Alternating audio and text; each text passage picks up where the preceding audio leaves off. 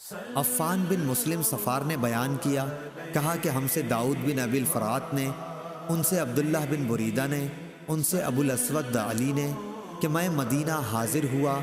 ان دنوں وہاں ایک بیماری پھیل رہی تھی۔ میں حضرت عمر بن خطاب رضی اللہ عنہ کی خدمت میں تھا کہ ایک جنازہ سامنے سے گزرا۔ لوگ اس میت کی تعریف کرنے لگے تو حضرت عمر رضی اللہ عنہ نے فرمایا کہ واجب ہو گئی۔ پھر ایک اور جنازہ گزرا، لوگ اس کی بھی تعریف کرنے لگے۔ اس مرتبہ بھی آپ نے ایسا ہی فرمایا کہ واجب ہو گئی۔ پھر تیسرا جنازہ نکلا، لوگ اس کی برائی کرنے لگے، اور اس مرتبہ بھی آپ نے یہی فرمایا کہ واجب ہو گئی۔ ابو الاسود علی نے بیان کیا کہ میں نے پوچھا کہ امیر المومنین کیا چیز واجب ہو گئی؟